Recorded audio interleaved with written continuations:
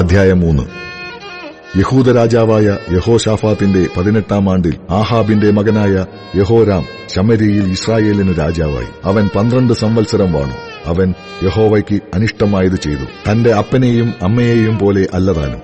തന്റെ അപ്പൻ ഉണ്ടാക്കിയ ബാൽ വിഗ്രഹം അവൻ നീക്കിക്കളഞ്ഞു. എന്നാലും ഇസ്രായേലിനെ കൊണ്ട് പാപം ചെയ്യിച്ച നെബാത്തിന്റെ മകനായ യെരോബയാമിന്റെ പാപങ്ങളെ അവൻ വിട്ടുമാറാതെ മുറുകെ പിടിച്ചു. മോവാബ് രാജാവായ മേശായ്ക്ക് അനവധി ആടുകളുണ്ടായിരുന്നു. അവൻ ഇസ്രായേൽ രാജാവിന് 1,00,000 കുഞ്ഞാടുകളുടെയും 1,00,000 ആട്ടുകൊറ്റന്മാരുടെയും രോമം കൊടുത്തുവന്നു. എന്നാൽ ആഹാബ് മരിച്ച ശേഷം മോവാബ് രാജാവ് ഇസ്രായേൽ രാജാവിനോട് മത്സരിച്ചു. ആ കാലത്ത് യഹോരാം രാജാവ് ശമര്യയിൽ നിന്ന് പുറപ്പെട്ട് ഇസ്രായേലിനെയൊക്കെയും എണ്ണി നോക്കി. പിന്നെ അവൻ, മോവാബ് രാജാവ് എന്നോട് മത്സരിച്ചിരിക്കുന്നു. മോവാബ്യരോട് യുദ്ധത്തിന് നീ കൂടെ പോരുമോ എന്ന് യഹൂദ രാജാവായ യഹോശാഫത്തിനോട് ആളയച്ചു ചോദിപ്പിച്ചു. അതിന് അവൻ, ഞാൻ പോരാം. നീയും ഞാനും എന്റെ ജനവും നിന്റെ ജനവും എന്റെ കുതിരകളും നിന്റെ കുതിരകളും ഒരുപോലെയല്ലോ എന്ന് പറഞ്ഞു. നാം ഏതു വഴിയായി പോകണം എന്ന് അവൻ ചോദിച്ചതിന്, ഏദോം മരുഭൂമി വഴിയായി തന്നെ എന്ന് അവൻ പറഞ്ഞു. അങ്ങനെ ഇസ്രായേൽ രാജാവ് യഹൂദ രാജാവും ഏദോം രാജാവുമായി പുറപ്പെട്ടു. അവർ 7 ദിവസത്തെ വഴി ചുറ്റി നടന്ന ശേഷം അവരോടുകൂടെയുള്ള സൈന്യത്തിനും മൃഗങ്ങൾക്കും വെള്ളം കിട്ടാതെയായി. അപ്പോൾ ഇസ്രായേൽ രാജാവ്, അയ്യോ, ഈ 3 രാജാക്കന്മാരെയും യഹോവ വിളിച്ചു വരുത്തിയത് അവരെ മോവാബ്യരുടെ കയ്യിൽ ഏൽപ്പിക്കേണ്ടതിനോ എന്ന് പറഞ്ഞു. എന്നാൽ യഹോശാഫത്ത്, നാം യഹോവയോട് അരുളപ്പാട് ചോദിക്കേണ്ടതിന് ഇവിടെ യഹോവയുടെ പ്രവാചകൻ ആരുമില്ലയോ എന്ന് ചോദിച്ചതിന്, ഇസ്രായേൽ രാജാവിന്റെ ഭൃത്യന്മാരിൽ ഒരുത്തൻ ഏലിയാവിന്റെ കൈക്ക് വെള്ളമൊഴിച്ച ശാഫാത്തിന്റെ മകൻ എലീശ ഇവിടെയുണ്ട് എന്ന് പറഞ്ഞു. അവന്റെ പക്കൽ യഹോവയുടെ അരുളപ്പാടുണ്ട് എന്ന് യഹോശാഫാത്ത് പറഞ്ഞു. അങ്ങനെ ഇസ്രായേൽ രാജാവും യഹോശാഫത്തും ഏദോം രാജാവും കൂടെ അവന്റെ അടുക്കൽ ചെന്നു. എലീശ ഇസ്രായേൽ രാജാവിനോട്, എനിക്കും നിനക്കും തമ്മിൽ എന്ത്? നീ നിന്റെ അപ്പന്റെ പ്രവാചകന്മാരുടെ അടുക്കലും നിന്റെ അമ്മയുടെ പ്രവാചകന്മാരുടെ അടുക്കലും ചെല്ലുക എന്ന് പറഞ്ഞു.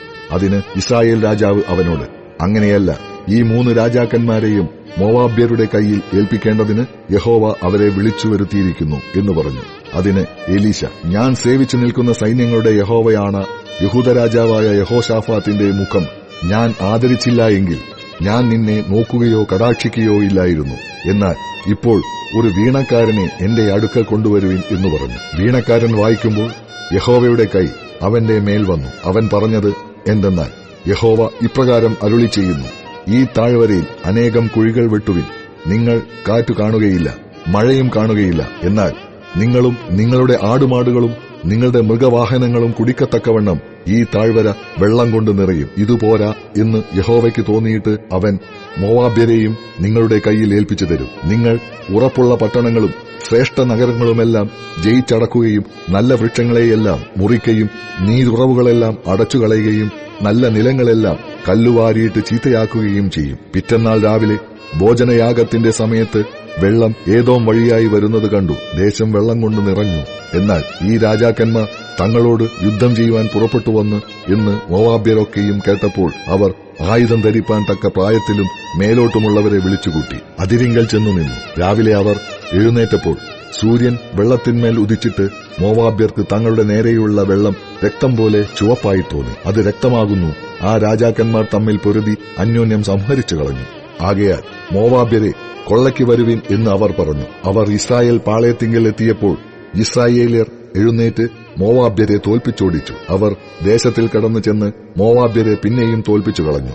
പട്ടണങ്ങളെ അവർ ഇടിച്ച് നല്ല നിലമൊക്കെയും ഓരോരുത്തൻ ഓരോ കല്ലിട്ട് നികത്തി നീരുറവകളെല്ലാം അടച്ചു. നല്ല വൃക്ഷങ്ങളെല്ലാം മുറിച്ചു കളഞ്ഞു. കീർഹരേശത്തിൽ മാത്രം അവർ അതിന്റെ കല്ല് അങ്ങനെ തന്നെ വിട്ടേച്ചു. എന്നാൽ കവണിക്കാർ അതിനെ വളഞ്ഞു നശിപ്പിച്ചു കളഞ്ഞു. മോവാബ് രാജാവ് പട തനിക്ക് അതിവിഷമമായി എന്ന് കണ്ടപ്പോൾ ഏദോം രാജാവിനെ അണിമുറിച്ചാക്രമിക്കേണ്ടതിന് 700 ആയുധപാണികളെ കൂട്ടിക്കൊണ്ടു ചെന്നു. എങ്കിലും സാധിച്ചില്ല. ആകയാൽ അവൻ തന്റെ ശേഷം വാഴുവാനുള്ള ആദ്യജാതനെ പിടിച്ച് മതിലിന്മേൽ ദഹനയാഗം കഴിച്ചു. അപ്പോൾ ഇസ്രായേലരുടെ മേൽ മഹാകോപം വന്നതുകൊണ്ട് അവർ അവനെ വിട്ട് സ്വദേശത്തേക്ക് മടങ്ങിപ്പോന്നു.